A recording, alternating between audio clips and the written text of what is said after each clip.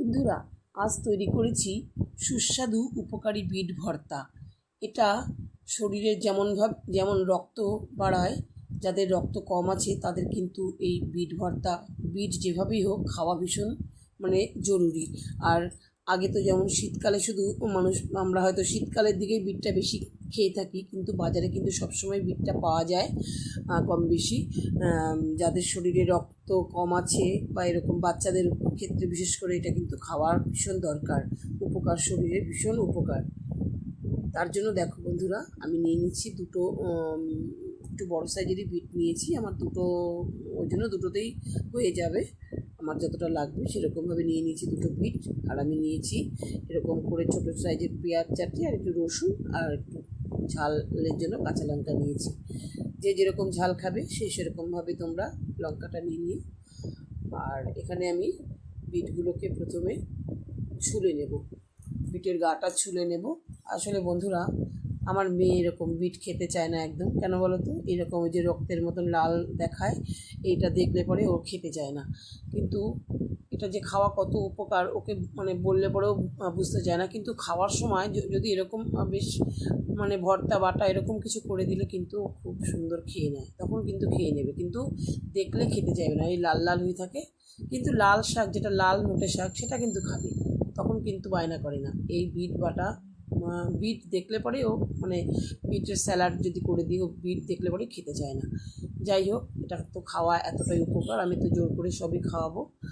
আর এখানে দেখো, এই আমি গ্রেটারের সাহায্যে গ্রেট করে নিচ্ছি এভাবে।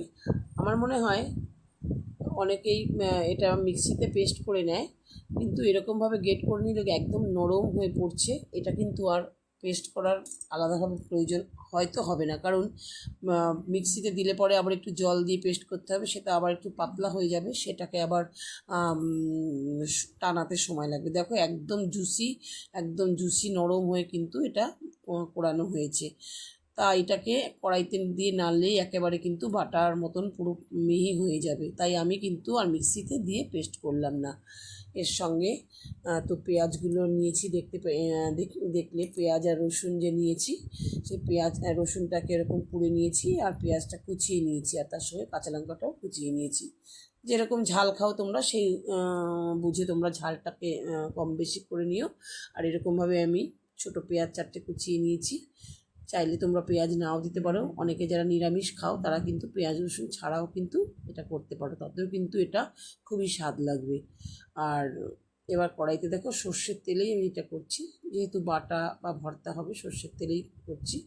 একটা শুকনো লঙ্কা প্রথমে ফোড়ন দিয়ে তারপরে আমি দিয়ে দেবো এখানে কালো জিরে। বিট ভর্তাতে কিন্তু কালো জিরেটার গন্ধটাই খুব ভালো আসে। তারপরে দেখো রসুন দিয়ে দিয়েছি প্রথমে, এটা স্কিপ হয়ে গেছে কী করে, যাই হোক, রসুনটা দিয়ে একটু গন্ধ বেরিয়েছে মিষ্টি। তারপরে পেঁয়াজ আর কাঁচা লঙ্কাটা আমি এখানে দিয়ে দিচ্ছি, দিয়ে খুব ভালো করে আমি পেঁয়াজটা একটু হালকা লাল লাল হওয়া পর্যন্ত কিন্তু আমি নেড়ে নেব। বন্ধুরা, তোমাদের কাছে অনুরোধ রইল পুরো ভিডিওটা দেখার। আর বন্ধুরা, তোমরা তো শুনেছো বা জেনেছো যে ইউটিউবে কেমন 8,000 ঘন্টা, 4,000 ঘন্টা বদলে 8,000 ঘন্টা ওয়াচ টাইম চাইছে। তো আমি তো সেরকমভাবে কিছু না জেনেই রান্না দেওয়া শুরু করেছিলাম আমার মেয়েদের বায়নার জন্য। যাই হোক, তখন অত কিছু বুঝিনি, তো আমার অনেক দেরি হয়ে গেছে, কিন্তু ওয়াচ টাইম আমার একদমই কম। তো আমি একটু লাইভ শুরু করেছি দুদিন ধরে, তোমরা কিন্তু চাইলে জয়েন হতে পারো। লাইভেরও আমি সেরকম কিছু বুঝি না, তবু বন্ধুদের কাছ থেকে জেনে জেনে একটু শিখছি। যদি চেষ্টা করা যাক, যদি পূরণ করতে পারি 5 মাসের মধ্যে, দেখা যাক। এবার দেখো, একটু লালচে লালচে করে বিটটাকে পেঁয়াজটাকে ভাজা হয়ে গেছে। তারপরে আমি একটু নুন আর হলুদ দিয়ে দিচ্ছি। নুন আর হলুদটাই কিন্তু এখানে দিলাম, খুব বেশি মশলা দেওয়ার প্রয়োজন নেই। হ্যাঁ, তা মশলা না দিয়ে আমি করছি। এখানে দেখো, নুন আর হলুদ দিয়ে দিলাম, আর তারপরে একটুখানি ভাজা ভাজা মতন করে নিয়ে এখানে আমি কিন্তু যা তেল ছিল সেই তেলের মধ্যেই করছি বন্ধুরা। আর বেশি বিটে আমি দেখেছি, বিট বা গাজর রান্না করতে গেলে এগুলোতে কিন্তু বেশি তেল লাগে না, এমনিতেই টেস্টি হয়ে যায়, খুব বেশি তেল লাগে না। এবার আমি দেখো, যে বিট বেটে কুড়িয়ে রেখেছিলাম সেটাকে আমি দিয়ে দিলাম বিটটা। তোমরা দেখে বুঝতে পারছো যে এটা দেখো কুড়িয়ে নেওয়া, একদম কিন্তু বাটার মতন লাগছে, তাই না বন্ধুরা? শুধু শুধু কেন আমি মিক্সিতে দিয়ে জল দিয়ে পেস্ট করে সময় নষ্ট করব, তাই না? অনেকটাই তখন জলো হয়ে যাবে, সেই জলীয় ভাবটা কাটাতে অনেকটা টাইম লেগে যাবে, আর বিটটা রান্না করতে খুব বেশি সময় লাগে না। এরকমভাবে যদি মানে করা হয় তাহলে কিন্তু খুব বেশি সময় লাগে না, খুব তাড়াতাড়ি কিন্তু এটা একটা ভাজা ভাজা মতন হয়ে যায়। আর একটু দেখে নেবে, নুনটা একটু দেখে নেবে, চেক করে নেবে, তাহলে খুব বেশি সময় লাগে না। দেখো একটু এরকম ছড়িয়ে ছড়িয়ে দিলে পরেই না মোটামুটি ভাজাটা তাড়াতাড়ি হয়ে যায়।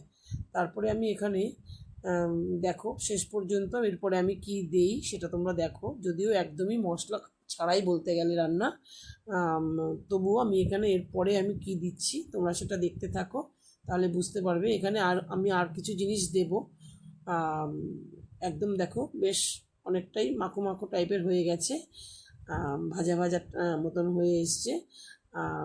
তা এর মধ্যে আমি দিয়ে দেব একটু বন্ধুরা হাফ ক্যাপসিকাম কুচি, আর তার সঙ্গে আমি দিয়ে দেব একটা টমেটো কুচি, একদম ছোটো ছোটো করে কেটে রেখেছি। এটা একটু শেষের দিকে দিলাম কেন বন্ধুরা, ক্যাপসিকামটার গন্ধটা খুব সুন্দর মানে হবে।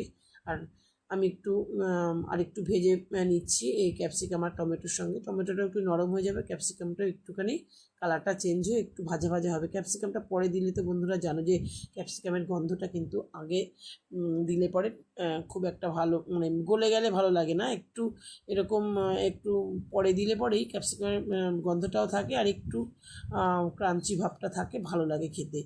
তো যাই হোক বন্ধুরা, আমার মোটামুটি ভাজাটা শেষের দিকে। আশা করি রেসিপিটা তোমাদের ভালো লেগেছে, তোমরা কিন্তু লাইক কমেন্ট করো আর আমার পাশে থাকার চেষ্টা করো।